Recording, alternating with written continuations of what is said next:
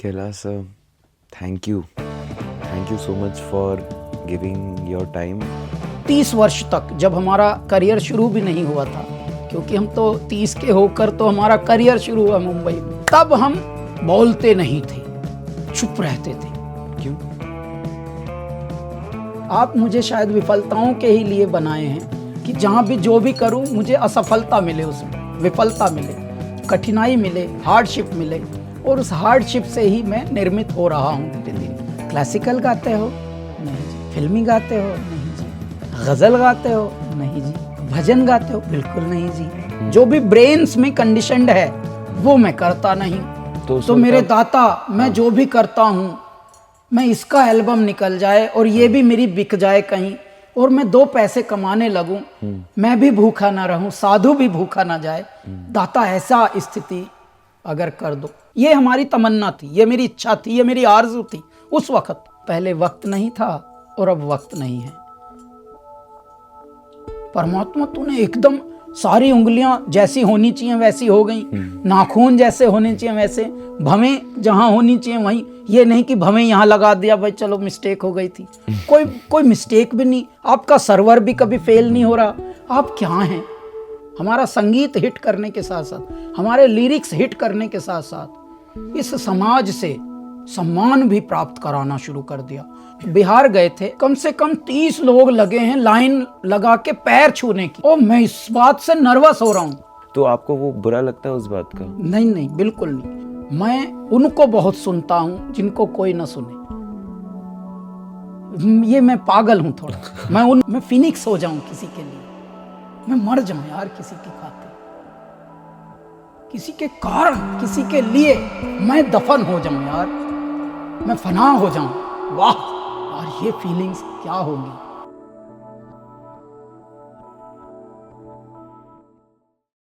Kailash, thank you so much for giving your time. जो आप यहाँ पे आए, आपकी जो ये प्रेजेंस मैं यहाँ फील कर रहा हूँ, ये गानों में तो फील होती है, पर जो आज मैंने आपको सामने देख लिया, जैसे मैं अपने दोस्तों को भी बता रहा था कि आपको जब कोई देखता है, खासकर मैं देखता हूँ, तो मुझे एक शिव जी का अंश महसूस होता है। मैं एक शिवाइट हूँ खुद, तो मैं महसूस कर पाता हूँ कि इस व्यक्ति में एक शिव जी का कुछ तो है। आज वो बहुत ज़ोर से महसूस हो रहा है, and I am really grateful for this. Thank you so much sir. जी, बहुत अच्छे शब्द आपने बोले। होता क्या है कि बहुत लोगों को नहीं पता, जब वो आपके अंदर शिव देखते हैं, शिवत्व देखते हैं, शिवांश देखते हैं, तो लोग बहुत उसको कई बार लिटरली ले लेते हैं और वो सोचते हैं अच्छा, अरे यार ऐसे कैसे इंसान को भगवान से कोई तुलना।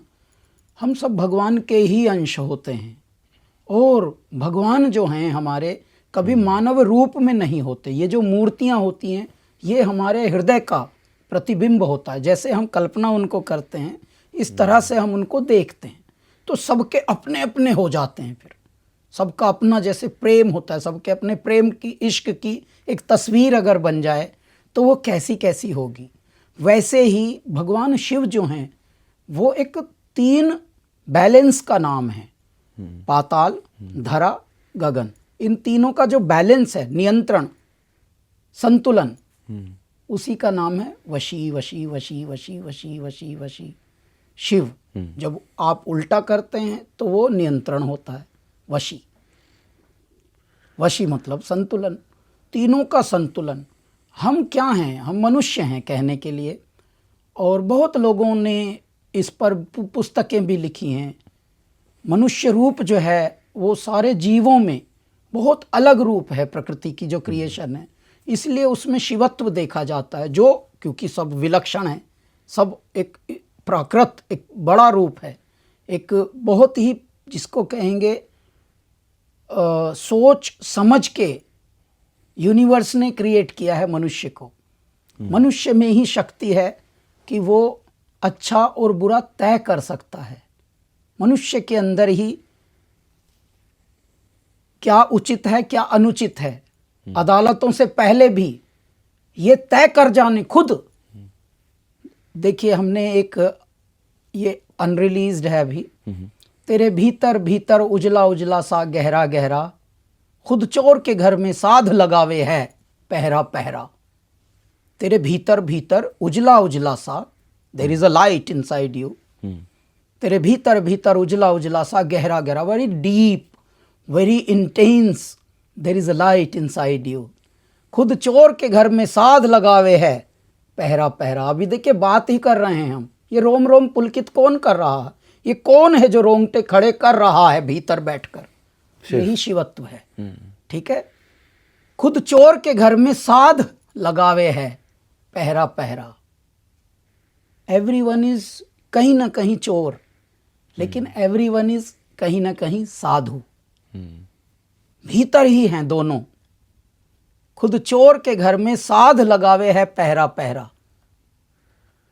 कभी हिरना बन के क्यों बन बन भटके, आँख मूंद के तकले तकले, सिर निम्मा करके तकले।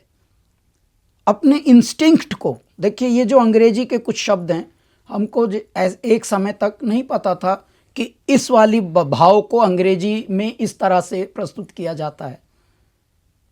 तो जो इंस्टिंक्ट है आपका, तो वो बता देता है जब आप कोई बुरा कार्य करने जाते हैं तो आप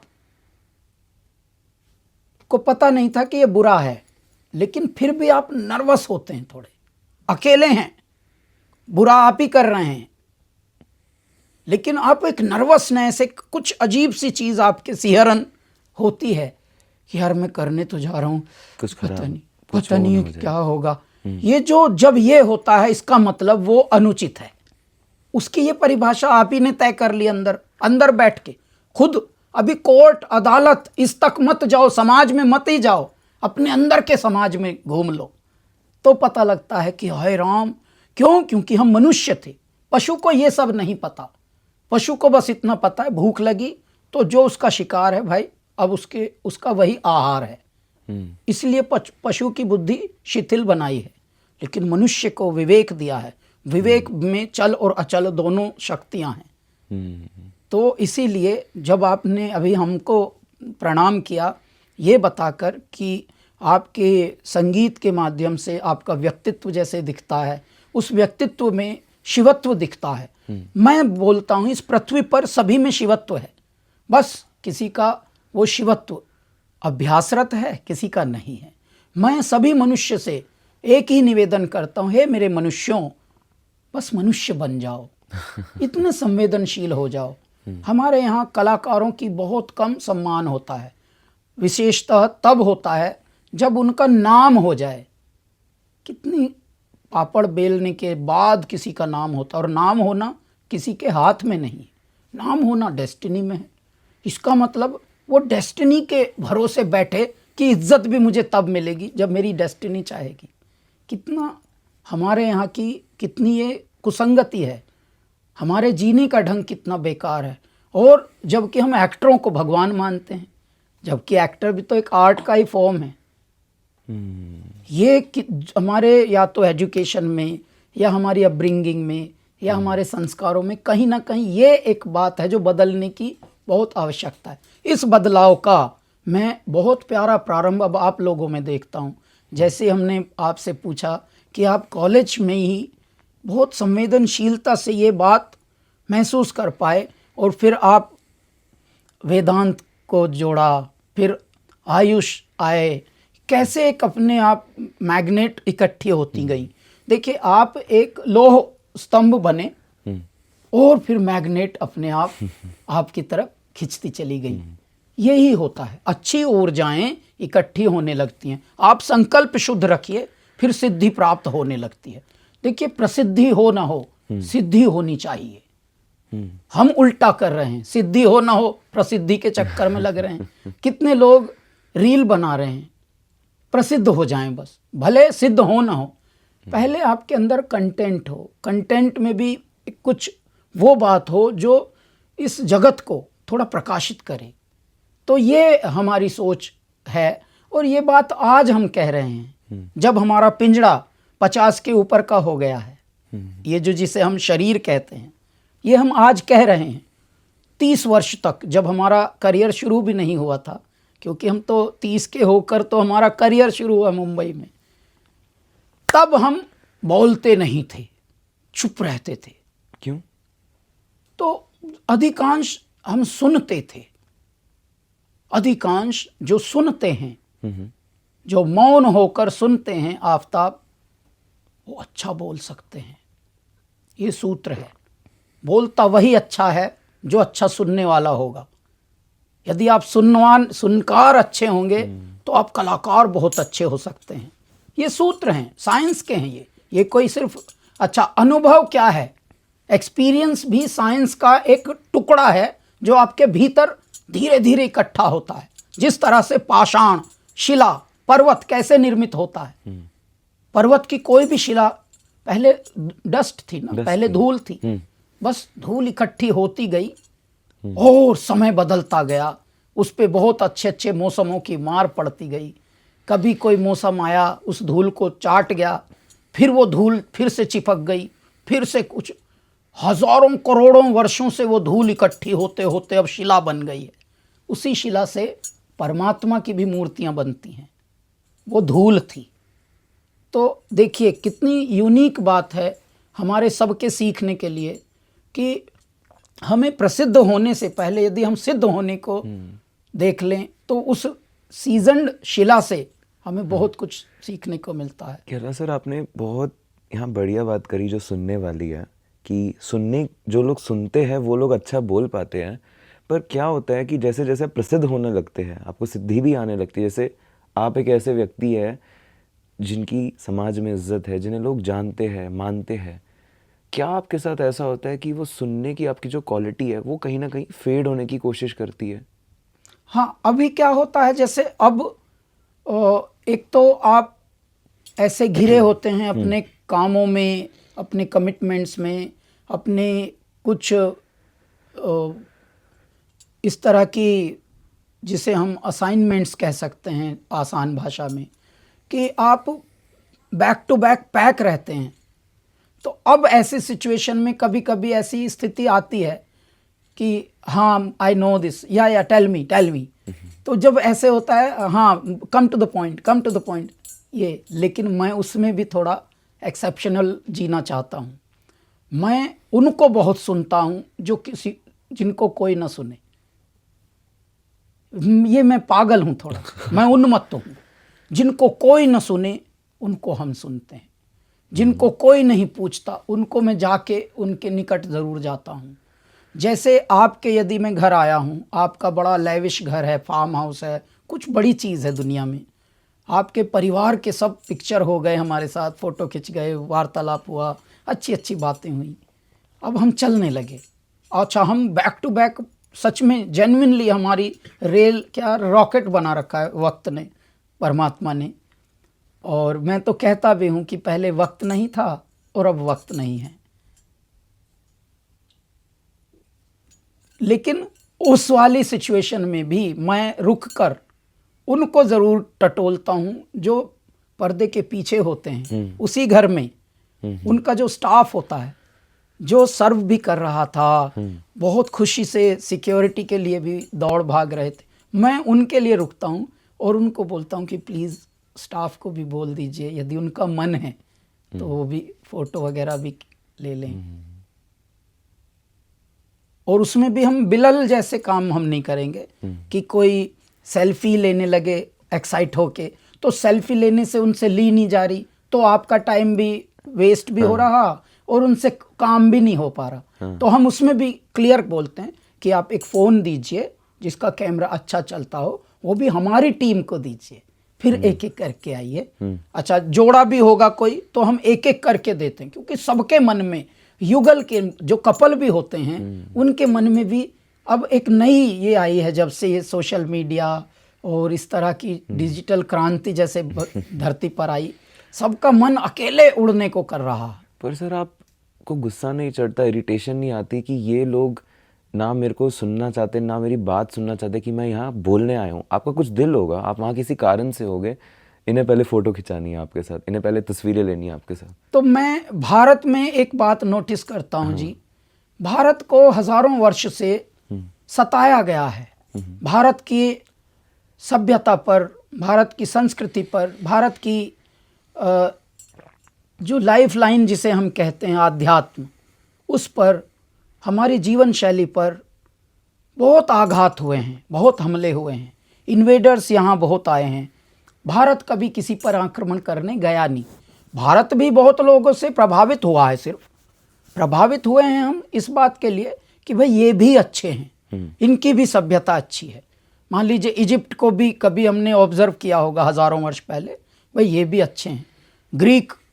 ग्रीक कल्चर भी, सिविलाइजेशन भी अच्छी है, लेकिन हम भी अच्छे हैं, हम ऐसे जिए भारत। लेकिन भारत को पिछले 1000 वर्षों से जो दोहन किया है ना, इतना सताए गए हैं कि अब इनको जैसे ये कौवे थे या हंस थे यही नहीं पता। अब जब ऐसी स्थिति से मेरा भारत गुजरा हो तो ऐसे में आप कैसे गुस्सा करेंगे? दया आती है, you feel pity, you feel कि परमात्मा अभी समय लगेगा, अभी हमें बेसिक्स में, सिविक सेंसेस में, मॉरल्स में बहुत समय लगेगा, इट विल टेक टाइम। क्योंकि अभी तो हादसों से गुजरे हैं, तो अभी तो हम हद से ही हैं, इसलिए हम अचानक बात नहीं सुनेंगे, कोई बात काम की नहीं करेंगे, क्लीन होने की बात नहीं सोचेंगे, हाइजीनिक पे ध्यान नहीं देंगे, बाथरूम भले गीले पड़े होंगे वो सब नहीं सोचेंगे कि हाँ ड्राई रहना चाहिए, क्लीन रहना चाहिए, वो सब पे अभी ध्यान नहीं देंगे। लेकिन एक ज़रा सेल्फी हो जाए, एक ज़रा फोटो हो जाए, पहले उस पे ध्यान देंगे। तो ऐसे में हमको भगवान ने ऐसा बनाया कि हम उस तरह से नहीं सोचते। हम बोलते हैं अगर इनको सेल्फी और फोटो से पहले सुख मिल रहा है तो ज्ञान या हमारा जो भी संगीत वो बाद में कभी, जब एक जनरेशन मान लीजिए भगवान इवोल्व करेगा इनकी, तब इनको समझ आएगा, वो तब आ जाएगा संगीत काम। क्योंकि वेद, देखिए बातें सब करते हैं, क्या वेद सबके घरों में है? क्या वेदों का पठन पाठन क्या अब घरों में सब में हो रहा है? पहले तो भारत के हर घर में वेद का पठन पाठन होता था, हर घर में शास्त्रीय संगीत बजते थे। ये था मेरा भारत। हर घर में साहब डिग्रियां हो ना हो, एजुकेटेड सब होते थे। यूनिवर्सिटी कोई गया हो ना गया हो, लेकिन अनुभवी, एक्सपीरियंस्ड एजुकेशन ये सब में झलकती थी। इसीलिए हर गांव में, हर शहर में, हर नगर में, भारत के हजारों वर्ष पहले के भारत में तो सब चीज़ें इवॉल्व थी। ना हम गरीब थे, ना कोई भिखारी था, समृद्ध होते थे, सोने की चिड़िया कहे जाते थे। सोने की चिड़िया इन्हीं विचारों से कहे जाते थे कि यार ये धन में भी संपन्न है, मन में भी संपन्न है, और ऐसा था मेरा भारत। लेकिन 1000 वर्ष से भारत ने बहुत सारे आक्रांता झेले, बहुत सारों के कुकर्म झेले, उनकी अपनी कुछ फ्रस्ट्रेशन का जो आउटकम था वो झेला। हमको जो हम थे, जो हम जिस थ्रेड में हम रहते थे, जिस हम कौटुंबिक सभ्यता में हम रहते थे, हम एक होते थे, कम्युनिटी में रहते थे, सामुदायिक संस्कारों से हम जीते थे, मोहल्लों में गाया बजाया जाता था, संकीर्तन होता था। हमारे यहाँ जो पिकनिक शब्द जो होता था, यानी आज का जो पिकनिक होता है, वेकेशंस होते हैं, वो सब हमारे यहाँ आश्रमों में, संस्थाओं में, मठों में ही होते थे, क्योंकि वहीं से जीवन चलता था सुचारू रूप से। ज्ञान के जो कुछ एजुकेशनिस्ट होते थे, आचार्य होते थे, वो एक जगह पाए जाते थे, उन्हीं से जीवन चलता था। और इस तरह की हमारी सभ्यता थी। अच्छे भले सब संपन्न होते थे, ना कोई भेदभाव था, ना कुछ। किसी के पास धन थोड़ा ज़्यादा था, किसी के पास कम, लेकिन आनंद सबके पास होता था। सब एक दूसरे से हंस के मिल के चुटकुले सुनाते थे, और हर गांव में आनंद बरसता था, हर शहर में आनंद बरसता था। लेकिन अब गला काट कंपटीशन आपके घर में ही पाया जाता है। प्रतियोगिताएं घर ही में हैं, लेकिन स्वस्थ प्रतियोगिताएं नहीं। घरों में ये क्यों ज़्यादा, इसको ज़्यादा अटेंशन क्यों मिलता है, मुझे क्यों नहीं, मेरा ये क्यों नहीं, ये मेरे नाम पे क्यों नहीं, फलां के नाम पे अगर ये हुआ है तो जीने का ढंग ही बदल गया। इनसिक्योरिटी उन लोगों में ज़्यादा पहुंची है जो सिक्योर होते गए। ये है अभी मेरे भारत का हाल। मेरा भारत अभी और गुजरेगा, 2-4 जनरेशन्स और इस तरह से उथल पुथल में जिएंगे, तब धीरे से समझ आएगा। जैसे कोविड जैसे कुछ झटके और आएंगे, नेचुरल कैलेमिटी जो है वो बहुत मनुष्य को इंसान बनाने की तरफ कुम्हार है। वो एक प्रकार का, जैसे कुम्हार घड़े को गढ़ता है, सुराही को सुडौल बनाता है, ये जो नेचुरल कैलेमिटी होती हैं ये भी परमात्मा के कुम्हार हैं। ये आते हैं और बिना लाठी के आते हैं, ये और बिना, ये मिस्टर इंडिया के रूप में आते हैं, अदृश्य होते हैं, ये बहुत कुछ सिखा देते हैं। देखिए पूरे वर्ल्ड को ह्यूमैनिटी तो थोड़ी सी सिखाई इस कोविड नाम की प्यारी शक्ति ने। कोविड नाम के प्यारे देवता जो भी आए थे, जिस रूप में भी आए थे, वो बुराई रूप में आए थे, कितनों को निगल गए, ऐसे चाट गए, लेकिन उन्होंने एक बात समझा दी कि मनुष्यों सुधर जाओ वरना सुधार दूंगा। ये बस ये कह के गए हैं कान में। देखो कितनों पर असर पड़ा है सर, कितने लोग जो सिर्फ जोड़ते थे अब वो छोड़ रहे हैं, अब वो बांट रहे हैं। बांटता जो भी है वो भरा होता है। आप कुएं को देखिए, कुआं बांटता है, बस किसी से लेता है कुआं। कुएं में किसी ने देखा है कि भाई मैंने 1-2 बाल्टी पानी डाली क्योंकि मैं बहुत खींचता हूं। जो भी बांटता है वो भरा होता है। मनुष्य भूल गया था ये। अब देखिए कितनी कुछ लोगों को आई थोड़ी सी समझ की, हाय राम हम ये जोड़ रहे थे जो हमारे पास रहना ही नहीं। तो हम सब जो हैं पहरेदार हैं, जो भी हमें अचीव होता है, धन हो, दौलत हो, शोहरत हो, हम उस सब के केयर टेकर हैं सिर्फ। यदि ये बात अल्पायु में समझ आ जाए या बड़े में समझ आ जाए तो तब फिर बेचैनी कम होगी। जैसे आप एक ऐसे व्यक्ति है जिसे मैं मान सकता हूँ जो एक वर्ड है सेल्फ एक्चुअलाइज्ड, या फिर एक स्टेचर पे पहुँच चुके हैं जो कि मतलब अगर आप सोसाइटी के टर्म में देखिए या मेरे टर्म में देखिए कि अगर मैं एक व्यक्ति हूँ जो अभी कॉलेज से निकला है और आपको देखता हूँ, मैं देखता हूँ कि ये व्यक्ति के पास इज्जत है, समाज में सब कुछ है, तो मैं कहता हूँ कि ये सेटल्ड है अपनी जगह। बट जब आप खुद को देखते हैं, क्या आप सेटिस्फाइड फील करते हैं जहाँ पे आप अभी है, जो भी आपने किया? तो जी मैं आपको बताऊं, देखिए मुझे तो ये बात ही बहुत निराली लगती थी कि जब मैं यहाँ आया था मैं तब भी सेटिस्फाइड था, जबकि मेरा करियर, हाँ, जबकि मेरा करियर ही शुरू नहीं हुआ था।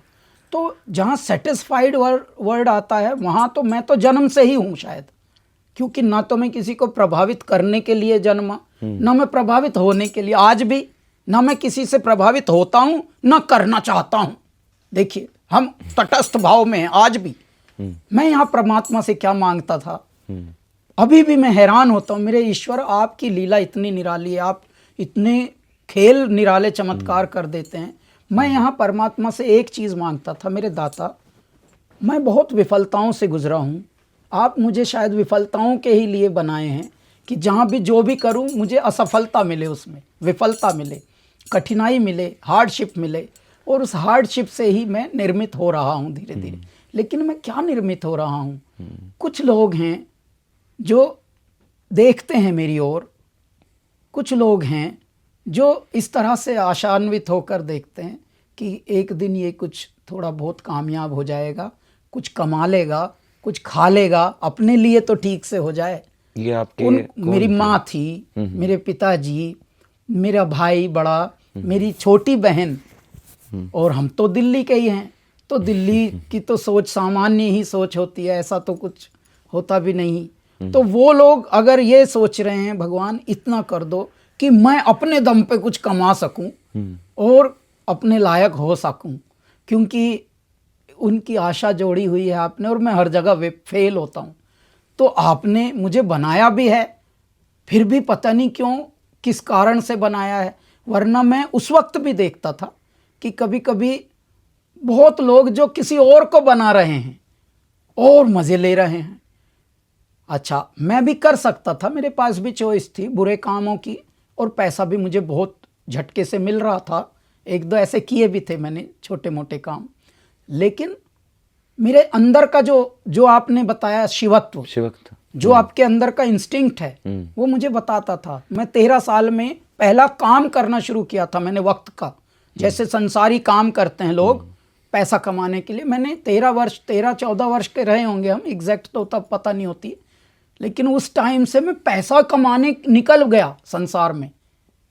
आज तक जो भी ऐसा कमाई होती है जिसमें दिल दुखे, कहीं से भी किसी का दिल दुखे, जिसमें भी थोड़ा कपट हो, जिसमें भी थोड़ा झूठ हो, जिसमें भी थोड़ी बेईमानी हो, जिसमें भी थोड़ी चालाकी हो, जिसमें भी थोड़ी अति चतुराई हो, अति चतुराई से कहीं ना किसी का दिल दुखेगा, उसको मैं क्राइम कहता हूं। वैसा पैसा मैं बोलता हूं हम कमाना सीख भी लेंगे तो हजम नहीं होगा, तो साहब वो कहीं ना कहीं अपने आप वो पैसा निकलना जानता है। कैसे निकलता है?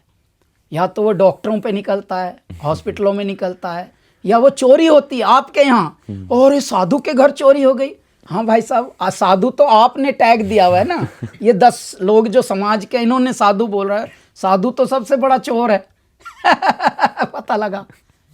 तो ये होता है। ऐसे में जब आपकी आत्मा, अंतरात्मा खुद ही बोल रही है बचपन से ही, ऐसा भी नहीं कि आज हम इतने अनुभवी हुए हैं तो ये बात नहीं, बचपन से ही हमको बहुत मौके मिले, इजी मनी, इजी चीज़ें। और भगवान ने उस वक़्त तो हम वल्नरेबल स्टेज में हैं, हमारी तो मतलब anything and everything can be this choice.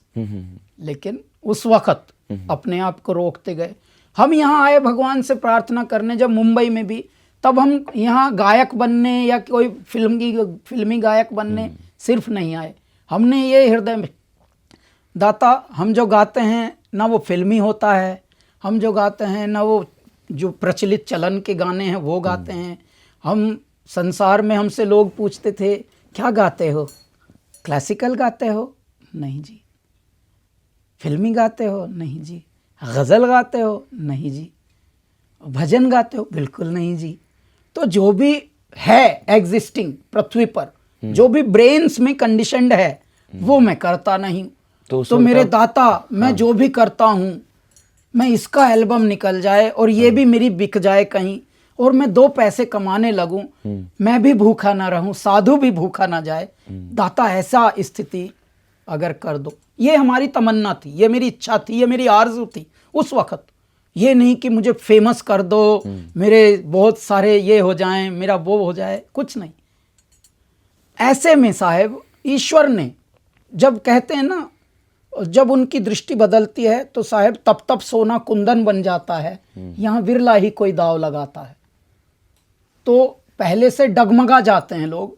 भगवान ने हमको शायद अलग तैयारी से ही रखना था, तो हमें डगमगाने दिया नहीं विपत्तियों में भी। आप खुद को क्या बोलते थे इस वक्त, जब आप आसपास जिन भी लोगों को पूछते थे आपसे कि आप क्या बना रहे हैं, आप भजन गाते हैं, आप क्या करते हैं, जब भी आपको ऐसे सवाल तो आते थे? मैं चुप रहता था। मैं ये बोलता था मैं जो भी बस करता हूँ पता नहीं, समझ नहीं है अभी तो, लेकिन जो भी मैं करता हूँ वो बहुत संवेदनाओं से भरा हुआ है।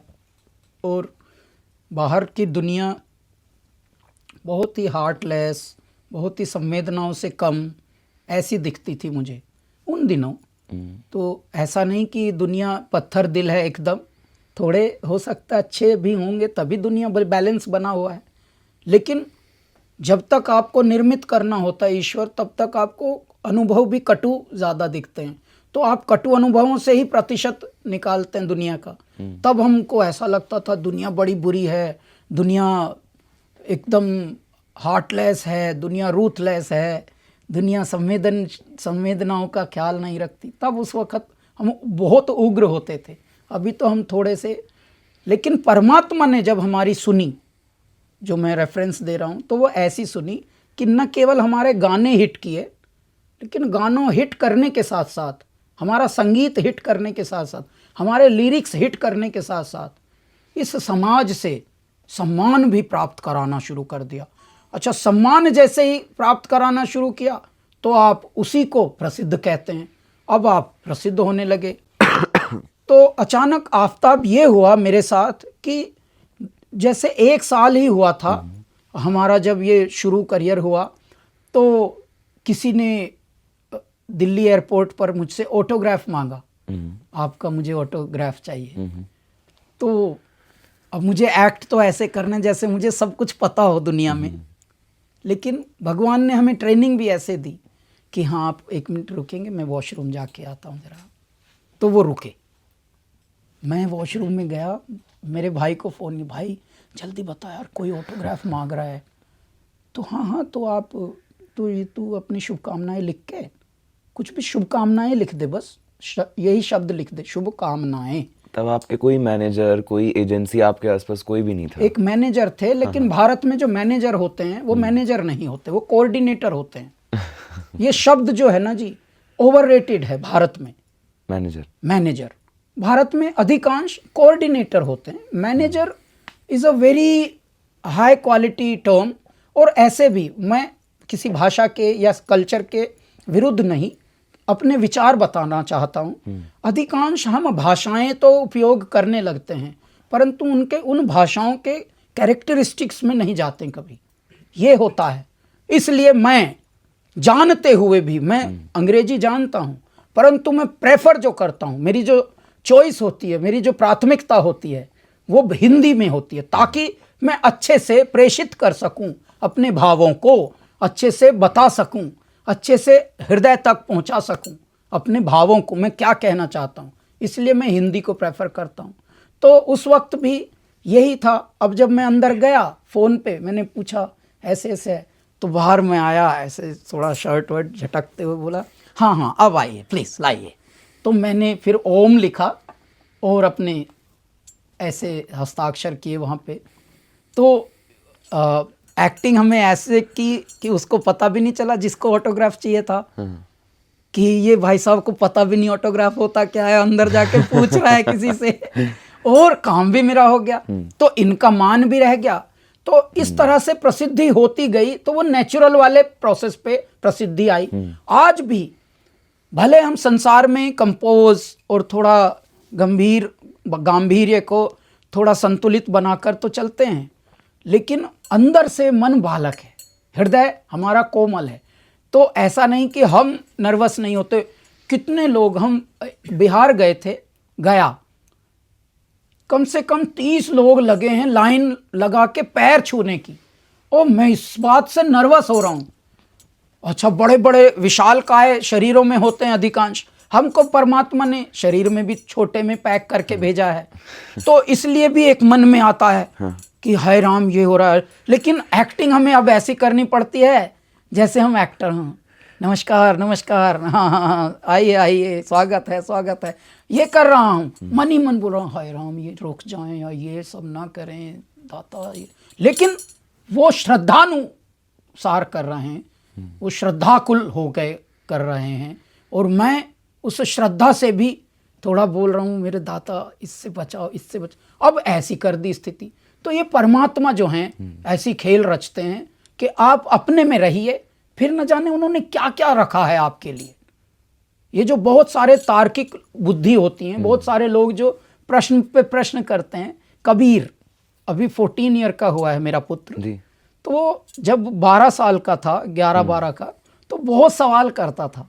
तो एक बार मैंने उसको ऐसे बोल दिया कि यार तू अपनी माँ की तरह बहुत सवाल करता है, तेरा नाम मैं क्वेश्चनेयर रखूंगा। क्योंकि वो भी सवाल बहुत करती थी। अच्छा, हर सवाल का आप जवाब दे नहीं सकते। क्यों? क्योंकि कुछ बातें समझी जा सकती हैं, समझाई नहीं जा सकती जी। तो अच्छा, सवाल की दुनिया है, सवालों से भरी पड़ी है, क्योंकि दिमागदारों की दुनिया आ गई। अब दिलदारों की ये दुनिया कम है अब, क्योंकि बड़ी बड़ी डिग्रियां ले लेकर सब सवाल पे सवाल कर रहे हैं। और मैं मनी मन कबीर से भी जितने वो सवाल करता था, मैं बोलता था तू थोड़ा और बड़ा हो जा, देख तू ये सवाल की बजाय जवाब देना शुरू करेगा। फिर जो भी सवाल तू मुझसे कर रहा लिख ले, खुद जवाब देगा तू। वही हुआ। तो आज भी हमसे जो भी ज्यादा सवाल करते हैं हमारे रिश्तों में निकटवर्ती, बस मैं मंद मंद मुस्का के बोलता हूँ थोड़े दिन ठहर, अपने आप जवाब आपकी तरफ से आएगा। क्योंकि कश्तियाँ लाख नज़दीक साहिल सही, पर खुदा फिर कोई चाल चल जाएगा। परमात्मा की प्लानिंग, परमात्मा के लॉजिक्स बहुत निराले होते हैं, मनुष्यों से एकदम विलग होते हैं। या क्या पता सर कोई सवाल हो ही ना। एक्चुअली सच्चाई तो यही है जी, दुनिया में कोई सवाल है ही नहीं, और ना मनुष्य के कोई बस की ये बात है कि वो क्रैक कर सके कोई सवाल था भी तो। देखिए अभी हम बात कर रहे हैं, भरोसा है नहीं दुनिया में झूठी जिंदगानी का, न जाने कब ठहर जाए फनर चलती कमानी का। अच्छा, हमारी कमानियाँ चल रही हैं, ये मशीनें चल रही हैं, अचानक ये कहाँ, किसके हाथ में इसका बटन है, अभी तक ये परमात्मा ने नहीं किसी को बताया। उसके बाद भी हम लगे हुए हैं सवालों में उलझे हुए। मेरे दाता ने ये नहीं बताया कि दाता ये जो बीज था छोटा सा, एक इतना सा बीज था, ये मिट्टी में डाल के एक मैं चला गया और 15 दिन बाद आया तो ऐसे कोमल वृक्ष खड़ा है वहाँ। दाता ये कैसे हुआ, ये मुझे अभी तक नहीं समझ आया। प्रभु तेरी माया पार नहीं पाया, तूने कैसे रचा ये संसार। गर्भ के अंदर शरीर गात, गर्भ के अंदर गात बनाया जी, बनाते हुए नजर नहीं आया जी, तेरा यूं ही अचंभा पाया जी, पेट में गढ़ दिया बिन औजार।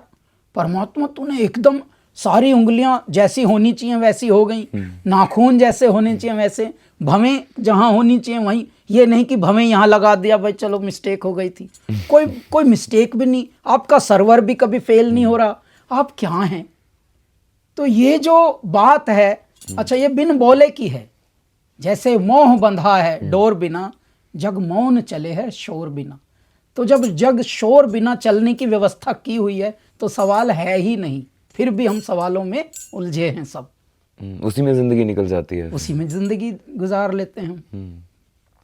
जैसे मैं समझता हूँ हर कलाकार का अपना एक प्रोसेस होता है। जैसे अब फॉर्चुनेटली ऐसा वक्त आ गया कि हम कलाकारों से मिलते हैं, गायकारों से मिलते हैं, कुछ एक्टर्स होते हैं, कुछ डायरेक्टर्स होते हैं, तो हर किसी का एक प्रोसेस होता है जिसके हिसाब से वो अपनी कहानी, अपने बोल, अपने गीत लिखते हैं।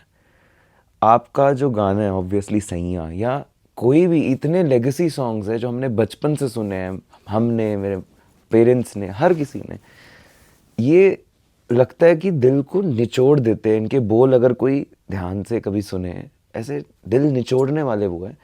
क्या प्रोसेस रहता है आपका कि आप उस जोन में आ पाते हैं कि आप वो चीज़ प्रोड्यूस कर सके?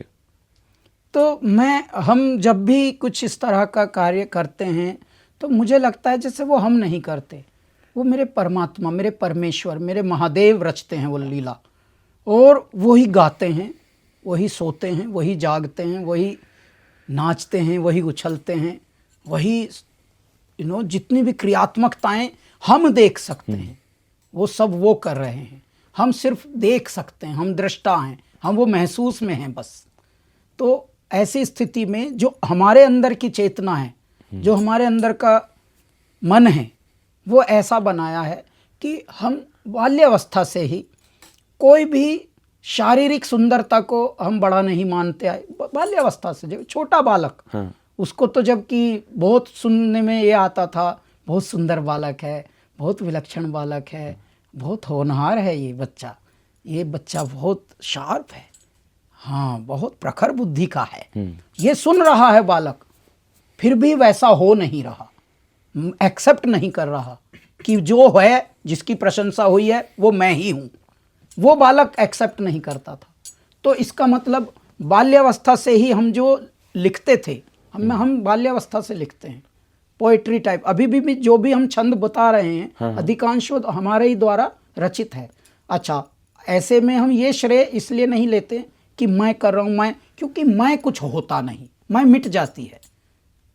जैसे मैं आपको बताता हूँ, एक गाना हमारा है इश्क अनोखा जी, एल्बम में आ चुका है, लेकिन उसका एक छंद है जो हमने रिलीज नहीं किया था, और वो ये है कि मेरी मैं खा गई जब से तू आ गई, बस बचा हूँ कोरा, हे बावली हे गोरा। तो गोरा तो यहाँ पर प्रतीक हुई जैसे प्रकृति की, क्योंकि हमारे यहाँ माँ गौरा को, पार्वती को प्रकृति का ही प्रारूप माना गया, प्रकृति के स्वामी है मेरे महादेव, ठीक है। तो मेरी मैं खा गई जब से तू आ गई, बस बचा, मैं इसको अवेयरनेस को भी कहता हूँ, मेरी मैं मिट गई जब से अवेयरनेस आ गई, बस बचा हूँ कोरा, हे बावली हे गोरा। तो बावली जो शब्द है वो उन्मत्तों के लिए आया है, जो उन्मत्त होते हैं, जो पैशनेट होते हैं, जो थोड़े मतवाले होते हैं, बावली बावला उनके लिए। हो दिन ब दिन अब तेरे बिन सांसें कटती हैं गिन गिन, तेरी धुन में रहता हूँ गुनगुना के तक दिन, है मेरा इश्क अनोखा है री,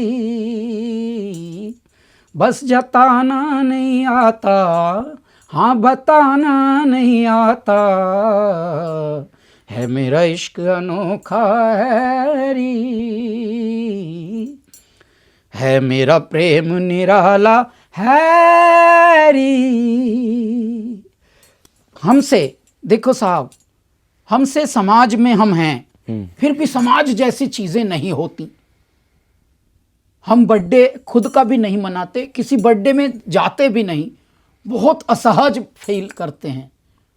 अच्छा, ये छोटी सी बात है, जबकि ये कोई बताने लायक भी नहीं है, सोचिए बात, फिर भी हम क्यों बता रहे हैं कि इतनी बारीक बातें भी हम यदि निभा ना पाएं समाज में, समाज को हम उस रूप में न देख पाएं, सोसाइटी जिसे हम कहते हैं, रिश्तेदार जिसे हम कहते हैं, आपके निकटवर्ती क्षेत्र, दुनिया में जीने का ढंग जो होता है, हम फिल्म नहीं देखते कभी वीकेंड पे, जबकि हमारी भी शादी हुई, बेटा हुआ, परिवार है, लेकिन हम अपने इन-लॉज के यहाँ भी भोजन पे ज़्यादा ना जा पाए, मन ही नहीं करता। ये अब जब समय नहीं है या आपको पसंद ही नहीं है इंटरेक्ट करना, तो ये दोनों चीज़ें हैं। देखिए, जैसा हम हैं, जैसा मन है, वैसा ही हमें परिस्थितियों ने जकड़ दिया।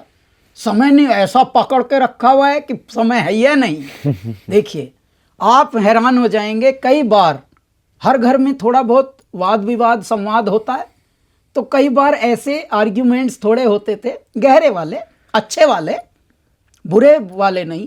तो कबीर की माँ से हमारे वाद विवाद जैसे संवाद हो रहे हैं, यानी जिसे हम आर्ग्यूमेंट कहते हैं, और डिस्कशंस भी कह सकते हैं उसे थोड़ा, लेकिन एक अलग टेम्परेचर के जो डिस्कशंस होते हैं, अग्रीमेंट डिसएग्रीमेंट वाले नहीं होते। अच्छा, उसमें हम हंस भी रहे हैं, थोड़ा बोल भी रहे हैं, छोटा मोटा जो बोल सकेंगे वो सब चल रहा है, लेकिन वो कंटिन्यू नहीं होता था, क्योंकि कोई फ़ोन आ गया, कभी मेरी फ्लाइट है, तो उधर से बहुत उग्र रूप एक आता था, I will throw this phone someday, I will burn this phone into the bhatti और समथिंग। मैं सोचता था यार, इसका भी उग्र होना ठीक है, लेकिन देखो सच्चाई भी क्या है कि हमें परिस्थितियों ने करा भी ऐसा कि अभी फ्लाइट है, भागना पड़ेगा। तो इसको यही, यानी कि ऐसा भी स्थिति आई कि अगर लड़ना है तो लड़ने के लिए भी कई बार समय नहीं है, और उसके लिए भी कई बार कबीर की माँ ने बोला।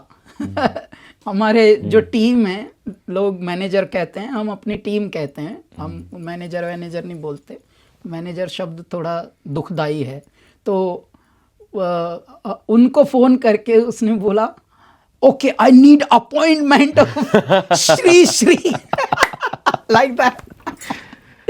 बुरा लगता है आपको ये देख के?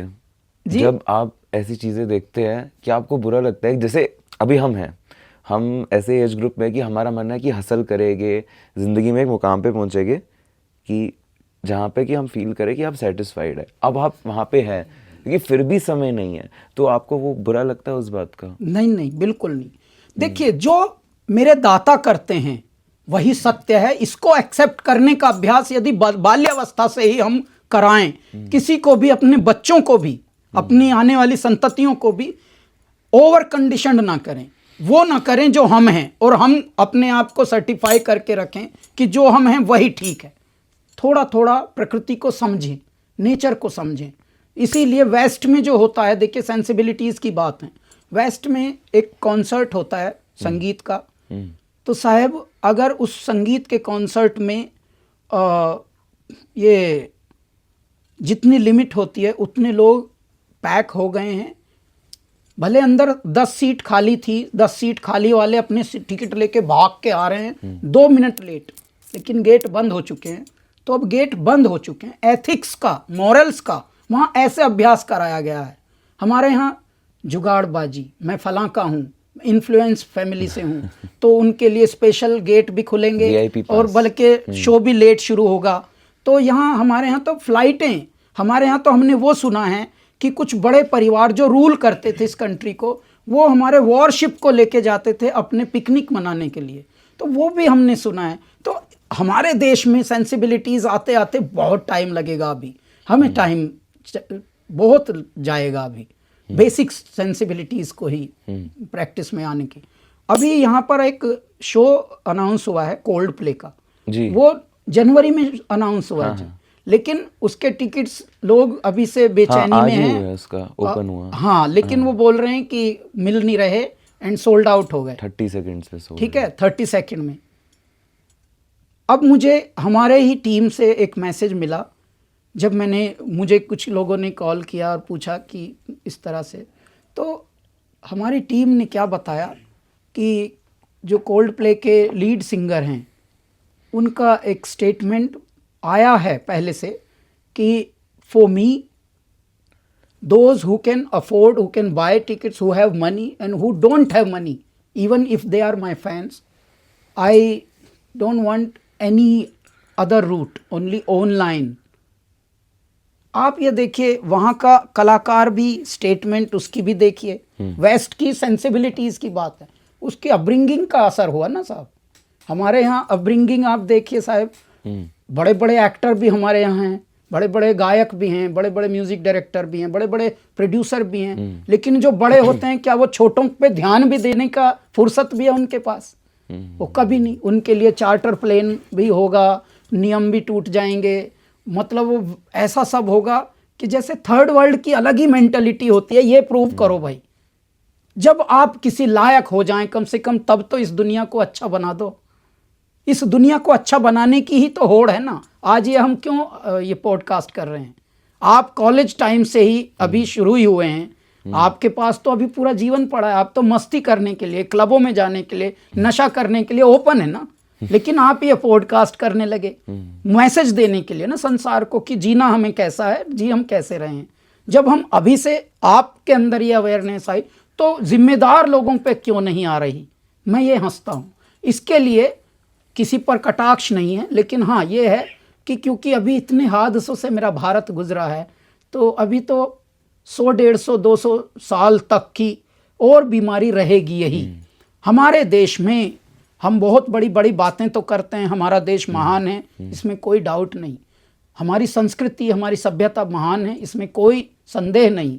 लेकिन आज भी संवेदनशीलता की कितनी भरपूर कमी है कि आज भी हमारे यहाँ नए या पुराने शहर जो भी हैं उनमें एम्बुलेंसेस कैसे चलें, कोई हैंडीकैप्ड को कैसे पगडंडी मिले, जो अपनी खुद की स्वचालित गाड़ी से वो जा सके आ सके। हमारे यहाँ संवेदनशीलता के लिए फुर्सत भी नहीं है अभी तो अभी हम वहाँ खड़े हैं साहब। माना कि हम जनसंख्या में बड़े हैं, लेकिन इसको हम पॉजिटिवली भी तो ले सकते हैं। जनसंख्या में बड़े हैं तो चलो ऐसा कुछ करते हैं, हमारे पास तो दिमागदारों की भी कमी नहीं है। उनसे बोलिए, IITians से बोलिए कि ऐसा करिए कि इस जनसंख्या में पॉजिटिविटी लाइए, यानी अवसाद को अवसर में बदलिए, दुख को सुख में बदलिए। ऐ मेरे मस्तिष्क वालों, कुछ ऐसा करो, सिर्फ रोना ही रोना ना रोना पड़े।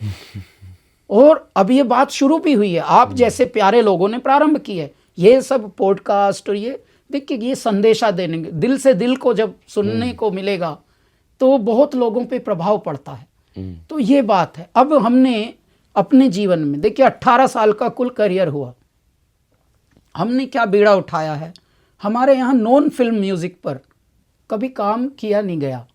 और जब हमसे पूछते थे what kind of music do you do, क्या गाते हो, ये गाते हो, वो गाते हो, गज़ल गाते हो, भजन गाते हो, मैं मना करता था साहब। जब हमारे गाने हिट होने लगे तो अचानक यही दुनिया, जिस दुनिया में मकबूल हुआ हमारा गाना, वापस बुला लिया। नहीं, इसी दुनिया ने हमें नाम दिया आध्यात्मिक सूफी। तो मैं हंसने लगा, अरे यार मैं ये गाता हूँ, मुझे पता भी नहीं था इसको सूफी कहते हैं, इसको आध्यात्मिक कहते हैं। वाह, ऐसा होता है यार। मैं तो सोचता था मैं तो बहुत बड़ा गूफी हूँ यार, काम हो गया यहाँ तो। इसका मतलब मेरे अंदर कोई इस तरह की गायकी का स्टाइल छुपा था, मुझे पता भी नहीं था। धीरे धीरे न जाने कितने अनकट डायमंड आपकी तरह के, कैलाश खेर टाइप के, आफताब टाइप के, वेदांत टाइप, आयुष टाइप, कितने लोग हैं जिनको एक चैनलाइज करने की बहुत सख्त ज़रूरत है। मैं कहता हूँ जब आप पढ़ जाएं तो किसी एक को पढ़ाएं, जब आप छक जाएं तो किसी एक को छकाएं, तब देखना दुनिया का अलग सेंसिबल वर्ल्ड क्रिएट होना शुरू होगा। हम क्या करते हैं, जब हम किसी लायक हो जाते हैं तो हम बहुतों के हक दबाने लगते हैं और हमारे 100 फार्म हाउस होंगे, हमारे 100 विलास होंगे, हमारे 100 पता नहीं क्या क्या होंगे खुशी के मारे, लेकिन हम ये ध्यान नहीं देते ये सब यहीं रह जाएगा भाई। जितनों के पहले थे वो कहाँ ले गए, वो सब दफन हुए हैं। ये ज़मीं खाती है उनको, खुद से बोलती है कि मैं तुझे खाने वाली हूँ, पागल तू क्यों इतना जोड़ रहा है, मेरे टुकड़े बना रहा है तू मुझ में ही आएगा। ये समझ नहीं पाते हैं खासकर लोग, मुझे लगता है बड़े लोग भी। हाँ, ऐसे लोगों से मुलाकात अब लोग हो बड़े रही है। होते ही नहीं आफ्ताब, मैं बोलता हूँ मेरी दृष्टि में कोई बड़ा है ही नहीं, बस हैं। बस लोग हैं। ना कोई बड़ा है ना कोई छोटा है, बस हैं। ना कुछ गलत है ना कुछ सही है, बस है। ना कुछ अच्छा है ना कुछ बुरा है, बस है। It is all your perspective, it is all your situation and conditions. What you can feel is good, what you can feel is big, it is all समय का चक्र है। तो अब नॉन फिल्म म्यूज़िक को, जो क्योंकि फिल्म म्यूज़िक की तरफ बहुत आकर्षक है सारी दुनिया, इसका आकर्षण बड़ा है, तो नॉन फिल्म म्यूज़िक की तरफ कोई ध्यान नहीं देता था। और ऐसे भी हमारे यहाँ तो म्यूज़िक पे ही ज़्यादा ध्यान नहीं दिया जाता। किसी घर में म्यूज़िक कोई बच्चा करता भी है तो उस पे ज़्यादा दया भाव से देखा जाता है उसको, जैसे वो ऑटिस्टिक बच्चा हो या कुछ। जबकि जो मैथ्स और ये पढ़ रहे हैं, हो सकता है वो चरित्र के उतने गहरे ना निकलें, लेकिन हो सकता है वो बेईमानी करके कोई कंपनी हड़प लें किसी की बड़े चल होकर।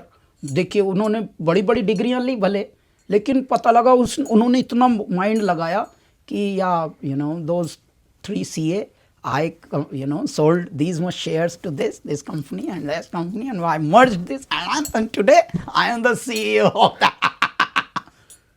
भाई तूने चालाकी से ऊंचे महल चुनाव के कर रहे होड़म होड़, ते मंदिर खाली पड़े सब गए पलक में छोड़। तो हृदय में रहना और माइंड में रहना, इन दोनों का संतुलन करना ये भी तो बड़ा आवश्यक है साहब। तो ऐसे में कभी कभी बहुत लोग बहुत कुछ बन जाते हैं, लेकिन बनने के बाद जब स्ट्रेस आता है तो हो सकता है वो सिंपल सी चीज़ें उनको बहुत सारा स्ट्रेस बस्टर का काम करे। किसी ने हाथ से कुछ पेंटिंग बनाई है बालक ने, और बस उसने सूरज, उगता हुआ सूरज, और यहाँ से एक कश्ती में कोई गा रहा है मल्लाह, ये एक दृश्य बनाया। इसी से किसी किसी को हो सकता है बहुत पॉजिटिविटी मिले कि हाँ यार ये बहुत कुछ कह रहा है ये पेंटिंग। वो पता लगा 5-7 साल के बालक ने बनाई हुई है हाथ की पेंटिंग, उससे किसी का स्ट्रेस कम हो रहा है। कभी किसी के बछड़े को छू दिया गाय के, और वो बछड़ा थोड़ा खिलंदरी कर रहा था, उसी से उसका ब्लड प्रेशर शांत हो गया। पता लगा किसी संगीत को ही छू लिया, किसी ऐसे वाले संगीत को जो संकीर्तन पद्धति से कोई गा रहा था, सिंपल कोई जोगी कोई सारंगी बजा के, तो कभी कभी स्ट्रेस जो है उससे चला गया। यानी जो चीज़ें आपको जीवन दान दे रही हैं, जीवन के स्रोत को आगे बढ़ा रही हैं, उस तरफ कई बार हम लोग ध्यान नहीं देते, लेकिन अब आपका कैलाश खेर उस पे ध्यान दे रहा है। हम नॉन फिल्म म्यूज़िक का बीड़ा उठाकर चल पड़े हैं, और जितने भी नए गायक होते हैं हम उनको बोलते हैं भैया आपको अगर सिर्फ गायक और प्लेबैक सिंगर ही बनना है तो देखो फिल्मी दुनिया पड़ी है, आप उसमें लग जाओ। लेकिन अगर आपको संगीत के साधक, जिससे आप कभी कभी म्यूज़िक कंपोज़र भी बन सकते हैं, आप में हुनर है, हो सकता है आप राइटर बड़े गहरे हों, हो सकता है आप बहुत अच्छा म्यूज़िक कंपोज करके प्रोड्यूस कर सकते हो, साउंड इंजीनियरिंग में आप बड़े तेज निकलें, तो हम उनको गाइड कर करके उनको मार्ग की तरफ जोड़ रहे हैं, अब चैनलाइज कर रहे हैं। ये अब हम काम कर रहे हैं। इसके लिए हम लोगों ने, भगवान ने हमको देखिए ये किया कि संकल्प शुद्ध होता है तो परिस्थितियां मेरे दाता गढ़ते हैं। 18 वर्ष में कुल हब हैं हमारे। 2 स्टूडियो हैं, ये कैलासा स्टूडियो जहाँ अभी बैठ के आप पॉडकास्ट शूट हो रहा है, हमारा कैलासा रिकॉर्ड्स एक रिकॉर्ड कंपनी है छोटी सी, हमारा एक एकेडमी है कला, KKALA कला, Kailash Kher academy for learning art, तो वो भी यही हैं, सब इसी विसिनिटी में हैं, 5 मिनट की दूरी पे ही हैं।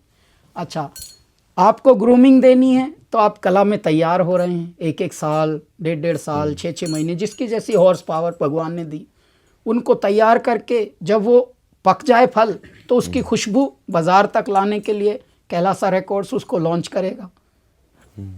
KEPL Kailasa entertainment private limited हमारा प्रोडक्शन हाउस है, वीडियो बनाएंगे हम। अच्छा, तो हमने ये पूरा 360 डिग्री मेरे ईश्वर ने रचना रची। अच्छा, जबकि कहते हैं बिजनेस व्यापार ये तो दिमागदारों का काम है, ये दिलदारों का भी है। दिल से भी काम हो सकते हैं। माना कि हम बहुत पैसा नहीं कमा पा रहे, लेकिन भगवान का संतुलन देखिए आप, कि जब हमने ये सब चीज़ें की तो ये तो बीड़ा बड़ा था, अब ऐसा बीड़ा चबाना बड़ा मुश्किल था, क्योंकि नए गायक हम लॉन्च तो कर देते हैं, उनको शो कौन दे, उनके चाहक कम है ना जी, क्योंकि जो दिखता है वही बिकता है भारत में। तो भारत में सेंसिबिलिटी मैंने जैसा बताया अभी वैसी नहीं है। पर आजकल जैसे इंडी आर्टिस्ट बहुत निकल के आ रहे हैं सर, जैसे बहुत लोग आ रहे हैं जो अपने अकाउस्टिक्स निकालते हैं और सोशल मीडिया पे छा जाते हैं, तो आपको वो कैसा लगता है जब आप उन चीज़ों को देखते हैं? सर क्या है, देखिए दुनिया बहुत बड़ी है, दुनिया बहुत गहरी है, प्यारी है, लेकिन भूखमरी भी बहुत, इसकी भी बहुत बेशुमारी है आज भी। सर ऐसे ऐसे आर्टिस्ट हमारे यहाँ हैं जो लॉन्च हो गए हैं, हमने लॉन्च किए हैं, लेकिन साल में उनको 4 शो मिलते हैं, और उनको ऑफर आती हैं रियलिटी शोज से, फिल्मी रियलिटी शोज से। वहाँ पहले उनको नकली बनाया जाएगा। अच्छा, जब वो नकली बन जाएंगे और थोड़ा उनका चेहरा रजिस्टर हो जाएगा, तो देखिए भारत कहें या क्या दुर्भाग्य कहें कि फिर उनको शोज भी मिल जाएंगे। क्यों? क्योंकि बहुत सारे हमको ऐसे मिलते हैं लोग जानकार, नहीं इस बार हम लोग जो उसमें रनर अप थे उनको बुलवा रहे हैं, हमारी संस्था है तो संस्था है, मानव कल्याण की संस्था, लेकिन अटके कहाँ हैं? जो चमकता है वहीं पर देखिए, और चमकने के लिए आपको नकली होना पड़ता है। तो मैं कहता हूं ऐसे संसार का निर्माण कौन कर रहा है? मैं क्यों नहीं? यदि आप मानव कल्याण की संस्था हैं तो आप बात को समझिए। मानव कल्याण इसलिए बना है कि मानव का कल्याण हो।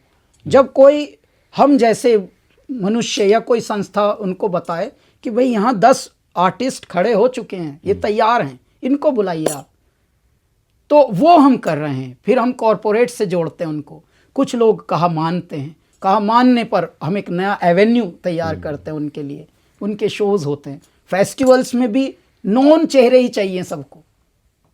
जैसे आप बता रहे हैं ना कि कोई अपने अकूस्टिक पे गा रहा है इंडी, ये दुनिया देखिए, भूख तो खपत तो इतनी होनी चाहिए और इतनी सी है, तो उसमें जो और होना चाहिए उसमें हम आपके कैलाश खेर वो कार्य कर रहे हैं।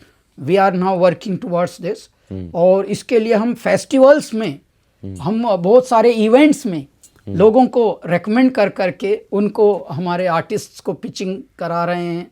और कई बार पढ़े लिखे भी कामयाब लोग भी नहीं कन्विंस हो पाते, कई बार हो भी जाते हैं। तो ये है तो राह मुश्किल, लेकिन इश्क की राह तो डगर तो मुश्किल है जी। बहुत कठिन है डगर पनघट की। इश्क की राह के बारे में आप बात कर रहे हैं, जब इश्क आता है तो तेरी दीवानी को कोई मिस नहीं कर सकता है। मतलब मुझे कहने की भी नहीं ज़रूरत है कि कितनी जनरेशन ऐसी होगी जिन्होंने वो गाना सुन सुन के इमेजिन किया होगा अपने प्रेम के बारे में, अपने प्रेम प्रसंग को याद किया होगा। मैं आपसे जानना चाहता हूँ, जब आज भी अगर आप इस गाने को गाते हैं और जब आपने पहली दफ़ा गाया था, क्या इमोशनल एक्सचेंज, क्या चीज़ें अंदर चलती है? तो देखिए, ये गाना जो है, माना कि रोमांटिक गाना इसको कह सकते हैं, लेकिन मेरी दृष्टि में ये रोमांस से ज़्यादा ये कंपैशन का गाना है, ये जुनून का गाना है, ये पागलपन का गाना है, ये आपकी ज़िद का गाना है, ध्यान से अगर देखें। लेकिन उस वक्त यदि मैं ये वाली एक्सप्लेनेशन देकर और इस तरह से इसको बताता, तो तब हमको छोटा मुंह बड़ी बात जैसी लगती। अब क्योंकि इसकी स्वीकृति इतनी हुई है, एक्सेप्टेंस इतनी हुई है कि अब ये बताते हुए मुझे बहुत आनंद होता है कि मैं करगिल में हम लोग गए थे तो करगिल दिवस होता है 26 जुलाई को। तो कुछ वर्ष पहले हम करगिल में थे, तो वहाँ पे हम ऑफिसर्स के साथ हमारा कुछ शो था, ठीक है जी। और हम उसी मौके पे थे जब करगिल दिवस था। तो वहाँ पर हमारे साथ बहुत सारे ऑफिसर्स बातें कर रहे थे, अपने अपने एक्सपीरियंसेस शेयर कर रहे थे। तो एक ऑफिसर था वहाँ पर, आसाम रेजिमेंट था ये साहब, वो बताता है कि सर मेरी जो बीट है वो ऊपर है टाइगर हिल पे, और मुझे सीधी चढ़ाई करनी पड़ती है 3.5-4 किलोमीटर की। बस एक कान में मेरे लग जाता है हेडफोन और एक में ये मेरा लगा रहता है जूक बॉक्स।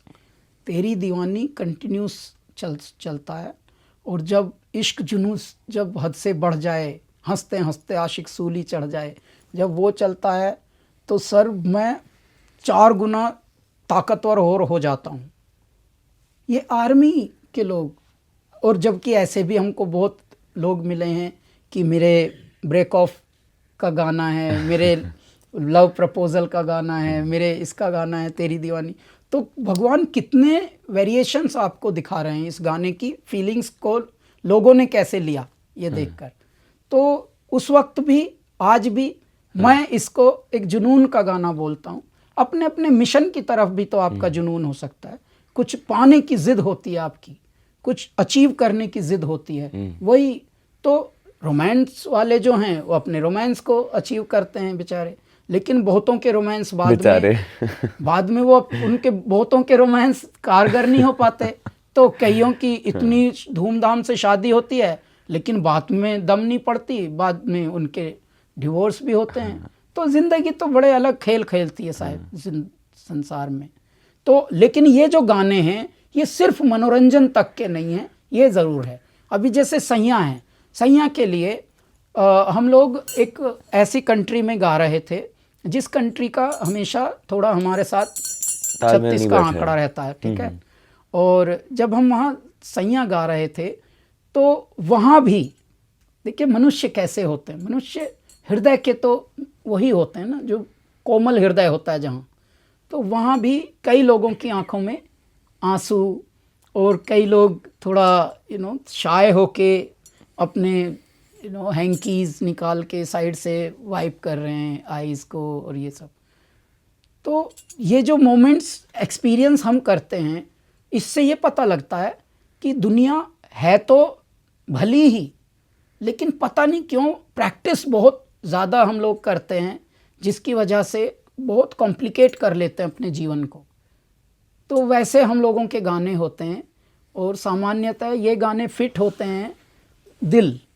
तो यदि इस गाने हमारी गायकी को कभी कोई जॉनर का स्वरूप दिया जाए तो यह है हृदय, दिल। और आपके अगर फेवरेट लाइन, कोई एक लाइन होती है ना जो आपने खुद लिखा, आपने खुद गाया है, आपकी कौन सी फेवरेट लाइन है इन दोनों सॉन्ग्स में?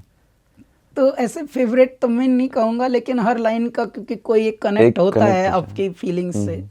तो जैसे ये था कि हर मनुष्य की होड़ लगी है, उसको जीतना है, उसको अचीव करना है, उसको अचीवर बनना है, उसको टॉप पे रहना है। और हम कह रहे हैं मैं जो दुनिया का चेहरा निहारूं उनको ही पाऊं, मतलब दुनिया में भी मुझे वो ही हैं जो मेरे आराध्य हैं, या मेरे जो लवर हैं, या मेरे जो जिनको मैं चाहूं, या जो भी मेरी एक उस वक्त की खुशी देने वाली आत्मा है। मैं जो दुनिया का चेहरा निहारूं उनको ही पाऊं, पर वो जब भी मेरी ओर देखें चेहरा छुपाऊं। मैं शाये हो जाता हूं या शाये हो जाती हूं, सोल ये कह रही है ऑलमाइटी परमात्मा से, ठीक है। मैं जो दुनिया का चेहरा निहारूं उनको ही पाऊं, पर वो जब भी मेरी ओर देखें चेहरा छुपाऊं।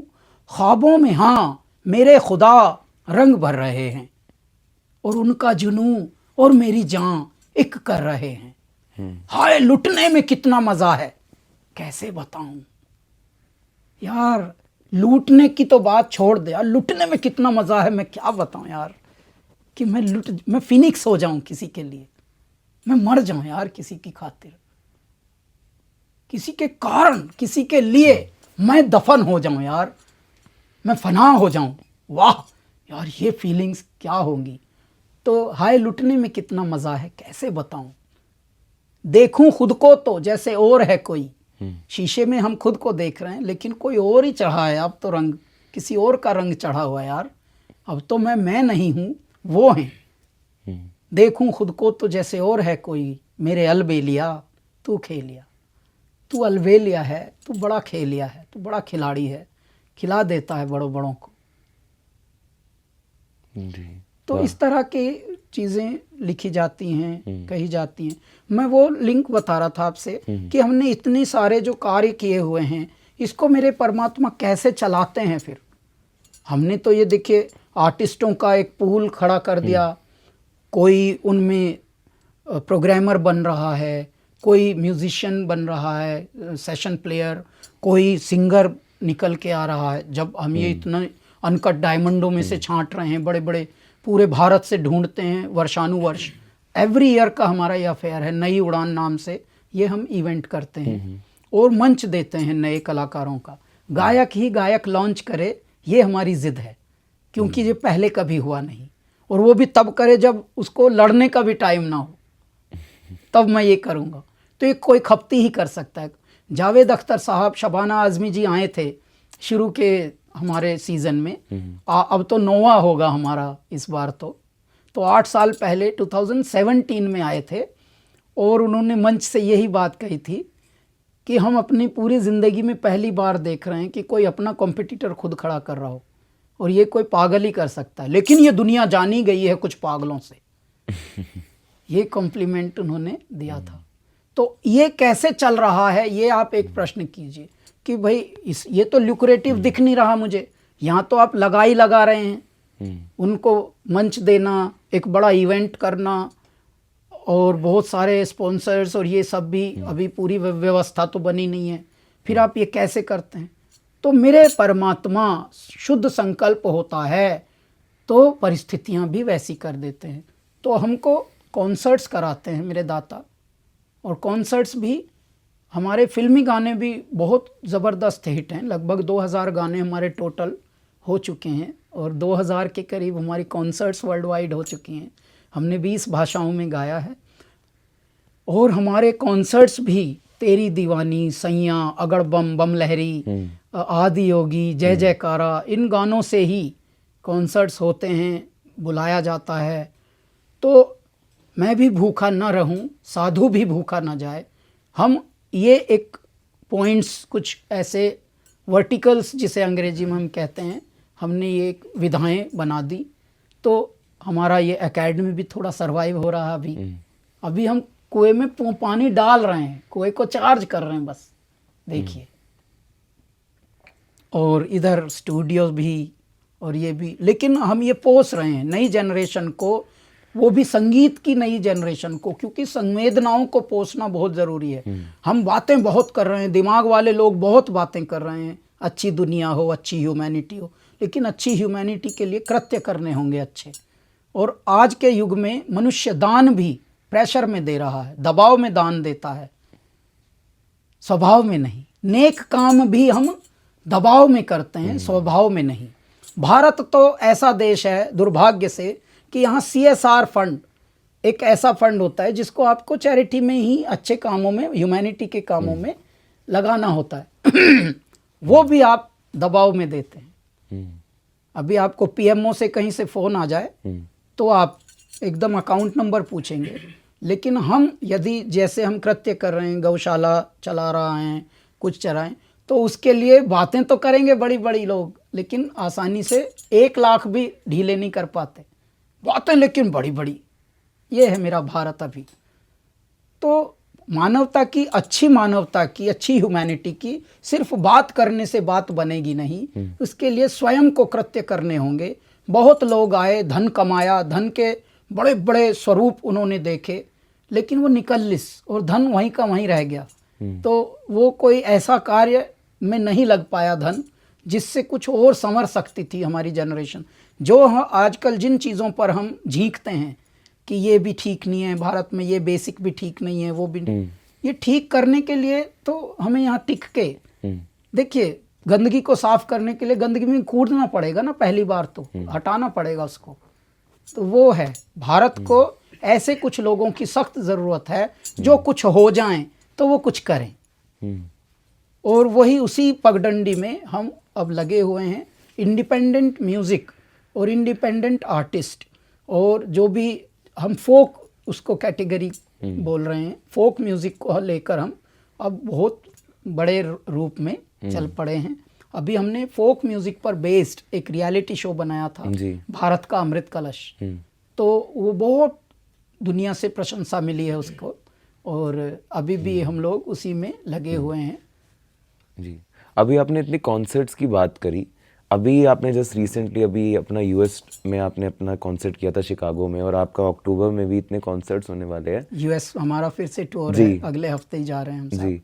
तो मैं ये जानना चाहता हूँ, जब आप एक ऐसी लैंड पे जा रहे हैं जो आपके ऑब्वियसली कल्चर की नहीं है, लोग हैं वहाँ पे, बट आप किसी और की लैंड पे जाके अपने भाषा की लैंग्वेज में गाना गा रहे हैं, कैसा लगता है? वो एक्सचेंज कैसा रहता है आपके लिए? तो देखिए, लैंड भले उनकी हो, लेकिन जो सभ्यता है, जो कल्चर है, जो पूरी एटमॉस्फेयर है, वो एक तरह से ये समझिए आप, जैसे भारत के बाहर भी भारत लिए हुए बैठे हैं हमारे भारतीय, तो वो बुलाते हैं हमको।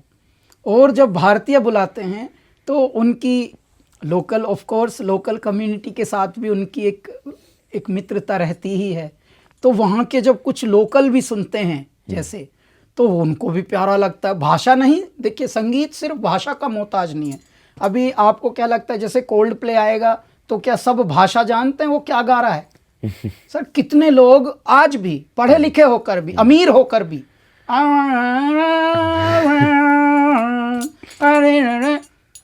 साथ साथ गुनगुनाएंगे सिर्फ जी, लेकिन उनको एग्जैक्ट वर्ड्स क्या हैं ये नहीं पता होते। बट उनका जो मन है, उनकी जो सोल है, वो पुल होती है उस साउंड और उस तरह की कंपोजिशन के साथ। कितने लोग रोते हैं उनके संगीत पर भी, सेम जैसे हमारे संगीत पर भी बहुत लोग भावाकुल हो जाते हैं, भाव विभोर हो जाते हैं। तो इस प्रकार की ये है। तो वहाँ पर जब हम गाते हैं तो ऐसा लगता है जैसे भारत में ही हैं हम। तो वो एनर्जी बहुत यूनिक होती है। परिस्थितियाँ अलग होती हैं, इंफ्रास्ट्रक्चर अलग होता है, वस्तुएं अलग होती हैं, गाड़ियाँ अलग होती हैं, लेकिन जब मनुष्य दिखते हैं वो अपने दिखते हैं। और उनसे भी जब बहुत ज़ोर से नॉइज़ आता है, तेरी दीवानी, बम लहरी, ये सब आता है, तो हम बोलते हैं सारी रात गाने वाले हैं हम, प्लीज़ वेट, आपकी सारी रिक्वेस्ट होंगी। लेकिन अभी जो हम एक्साइटमेंट से कुछ लेके आए हैं, पहले उसको आप थोड़ा सुनना शुरू कर लो, तो वो तब तक एक बिल्टअप होता है एक्साइटमेंट। इस तरह से होते हैं कैलासा के कॉन्सर्ट्स। और जहाँ भी हमारे अभी जैसे अब जो हम सेकेंड लेग यूएस का कर रहे हैं, उसमें हम न्यू जर्सी में 2 शो कर रहे हैं, न्यूयॉर्क में मैनहट्टन में 1 कर रहे हैं, कनेक्टिकट में 1 कर रहे हैं, और 1 हम बोस्टन में कर रहे हैं। बोस्टन में तो बहुत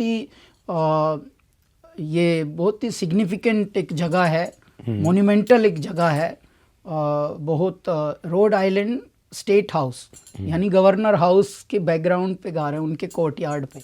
और पूरा हमारे यहाँ तो देखिए, ये करने के लिए परमिशन ही आपको साल 2 साल 3 साल तक हो सकता है, कभी मिले कभी ना मिले।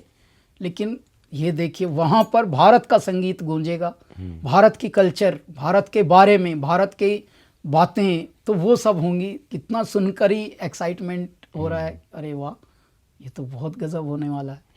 तो Kailash Kher and Kailasa live in concert at Rhode Island State House, ये हमारा वेन्यू है, सोचिए।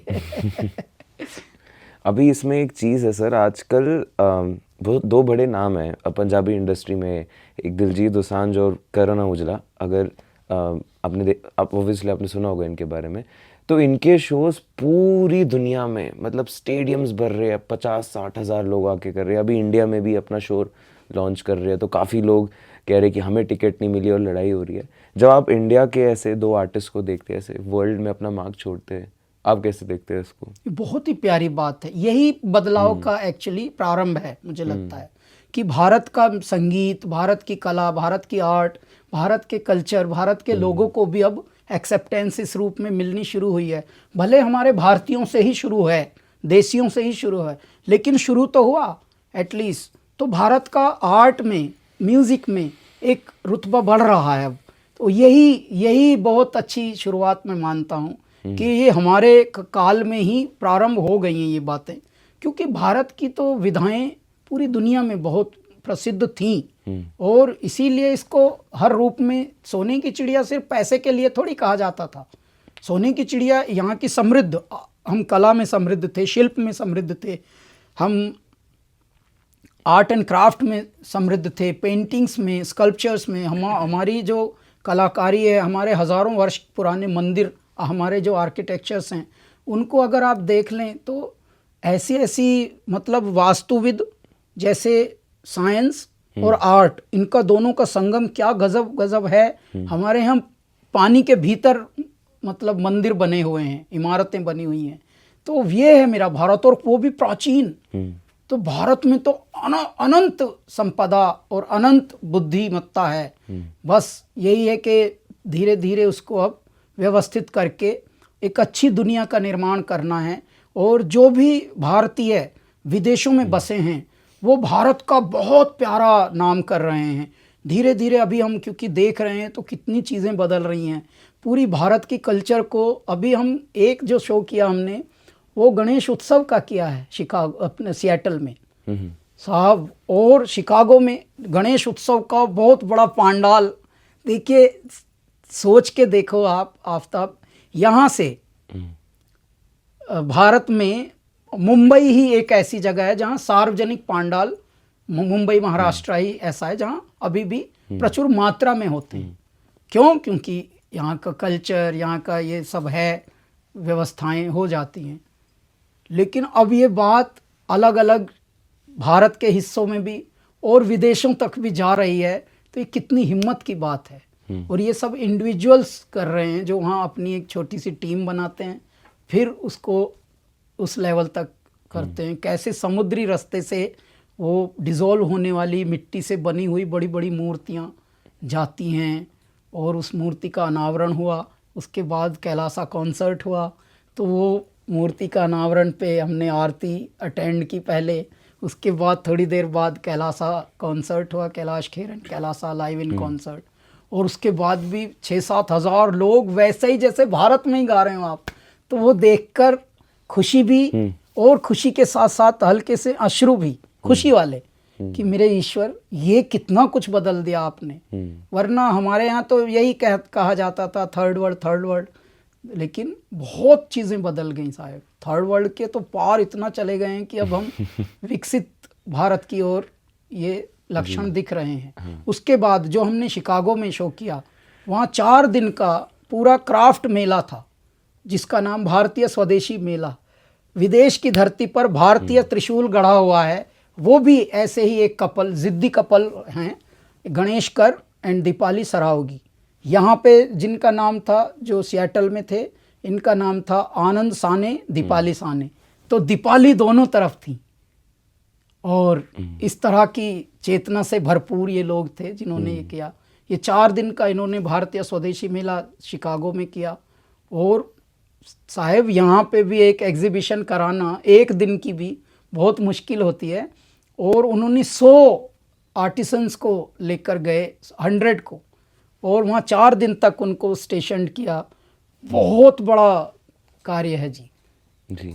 तो ये सब किया। उसमें फिर कल्चरल इवेंट लगाया, तो Kailash Kher Kailasa live in concert. तो ये अपने आप में हमारे टूर का नाम ही भारतोत्सव, सेलिब्रेट भारत, ये है जी। Kailasa USA tour 2024 Bharatotsav. कैलासा, बिल्कुल कन्वर्सेशन को एंड करते हुए, मैंने इस कन्वर्सेशन में भी, और जब मैं आपके बारे में पढ़ भी रहा था तब भी मैंने एक चीज़ नोटिस करी थी। जब भी आप अपने कुछ डार्क लाइफ में जो आपकी मोमेंट्स रही थी, जैसे सुसाइड हो सकता है, आपके पास्ट में कुछ ऐसे इवेंट्स हो सकते हैं, जो कि बड़े ट्रॉमेटाइजिंग हो सकते हैं। आप उनके बारे में बात करते ना, मैं आपके चेहरे पे वो नहीं देखता हूँ कि कोई डर है या कोई रिग्रेट की फीलिंग आ रही है कि मेरे साथ ये हो गया, जो कि अक्सर लोगों में होती है। अगर मुझे कोई बोले या किसी को यहाँ बोले कि आपके साथ जो सबसे बुरी घटना हुई हो, आप उसके बारे में बात करिए, तो शायद मैं झिझकूंगा, मैं खुल नहीं पाऊंगा। लेकिन मैं आपके साथ कभी देख ही नहीं पाता हूँ। तो कैसे करते हैं आप इसको? ये जी, मैं ये बताना चाहता हूँ, जब मुश्किलें भी आती हैं ना, तो आपको निर्माण हो रहा होता है, तब आपको निर्मित कर रहे हैं मेरे ईश्वर। जब आपको कोई विपत्ति आती है तो आपको ढाल रहे हैं वो। जैसे मूर्ति शिला के ऊपर छैनियाँ पड़ती हैं, तो देखिए छैनियाँ किस दौर से पड़ती हैं, किस जोर से पड़ती हैं। कभी कभी चमक आती है, उसमें से चिंगारियाँ उठती हैं, इतनी छैनियाँ पड़ती हैं। लेकिन कभी कभी वही छैनियाँ पढ़ पढ़ के मूर्तियाँ निर्मित होती हैं, परमात्मा उसमें बन जाते हैं, और उसमें फिर प्राण प्रतिष्ठा होती है, और फिर पूजा होने लगती है। फिर उनका दूध और दही और श्रृंगार उनके सब होने लगते हैं। ये होता है साहब। तो इसलिए कभी भी मैंने, एक और मैं आपको बताता हूँ, बिना आपके जीना भी आसान नहीं। एक बार ये जब कोविड देवता आए हुए थे, तब उसी दरमियान हम ऑनलाइन बहुत सारी चीज़ें बहुत लोगों के लिए कर रहे थे। जैसे दुनिया को ठीक करता है डॉक्टर, लेकिन डॉक्टरों को कौन ठीक करे? तो डॉक्टरों के ऊपर भी भगवान ने एक विधा वाले बनाए थे, वो थे संगीतकार। और उसमें भी आपका कैलाश खेर, तो भगवान ने कुछ अलग ही बनाया है, क्योंकि उनके तो रोमांटिक गानों का भी थोड़ा स्पिरिचुअल हल्का सा एक झलक आती है। तो उसकी वजह से हमारे बहुत सारे हेल्थ वर्कर्स और डॉक्टर्स एसोसिएशंस पूरे वर्ल्ड में जो हार्ड वर्क के टाइमिंग में चल रहे थे, 36 घंटे 48 घंटे तक, कई बार अपनी फैमिली से नहीं मिल रहे, घर नहीं पहुंच पा रहे, तो उस एसोसिएशंस के लिए हम ऑनलाइन में गाते थे। तो एक दिन पिताजी के पोर्ट्रेट को देखकर, मैं ऑनलाइन में लगे हुए थे, हमारे घर पे ही सेटअप, बाहर निकलना नहीं है, और धड़ाधड़ हम बिजी रहते थे। हम सबसे ज़्यादा अपने जीवन में बिजी उस वक्त रहे कोविड के टाइम पे, क्योंकि तब ऑनलाइन का बटन दबता था। अब हम अमेरिका के टाइम पे गा रहे हैं किसी संस्था के लिए, सेवा इंटरनेशनल, कभी हम अमेरिका के ऑस्ट्रेलिया के उसमें गा रहे हैं, कभी यूके, यूरोप, अलग अलग जगह से एम्बेसडर्स कुछ फ़ोन करते थे कि सर हमारे यहाँ भी एक इंडिया क्लब है, and they have done the voluntary this thing. जितने भी यहाँ के डॉक्टर्स हैं वो सब सेवा दे रहे हैं अपनी अपनी जगह में, तो उनके लिए कुछ अगर आप कर सकें। तो ये हम करते थे।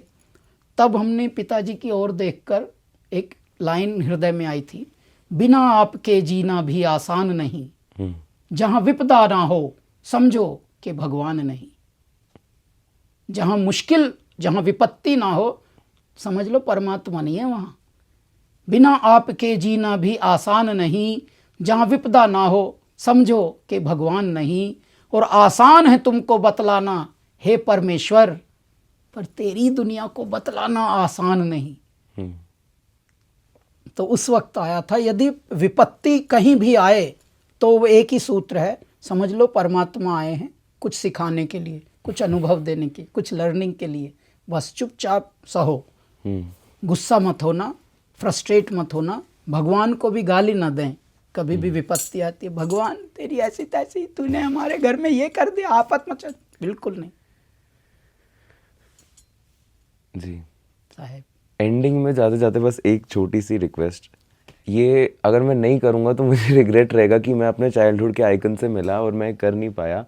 अगर लाइव आपसे सैया का अगर सुन पाए तो थैंक यू सो, वो बहुत ज़्यादा वो हो जाएगा, मेरे पास शब्द ही नहीं है। हाँ, सैया सैया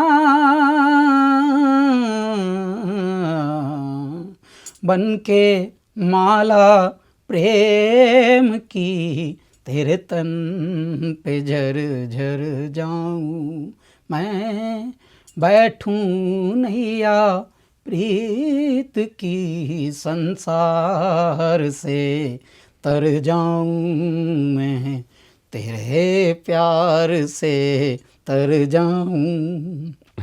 सैया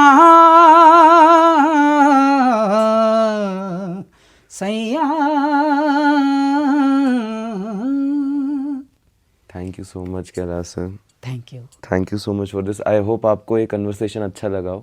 जी। बहुत अच्छा लगता है जी, अच्छी बातें और ऐसी बातें जिससे थोड़ा भी हमको आपके बारे में जानकारी मिली। आपने हमारे बारे में थोड़ा सा पूछा, जर्नी के बारे में, विचार, अब आगे का कैसा विचार है, इन दिनों हम क्या कैसे कर रहे हैं। तो ये जो थॉट प्रोसेस बहुत प्यारे हैं। देखिए क्या होता है, बात से ही बात बनती है और संवाद से ही हम लोग बहुत सारे विवाद सुलझा देते हैं। तो जीवन संवाद है, एक कॉन्वर्सेशन का नाम है। परमात्मा से भी तो हम मौन में कॉन्वर्सेशन करते ही हैं। तो ये बहुत अच्छा विचार है। और ये जो पॉडकास्ट की जो अभी चली है नई प्रथा, बहुत ज़रूरी है। ये दिल कम से कम यहाँ खुलता है थोड़ा। वरना हम न्यूज़ के चैनलों पे इंटरव्यू देते थे, वो बात पूछते तो थे, फिर सुनते नहीं थे, फिर सीधा गाना गवाते थे।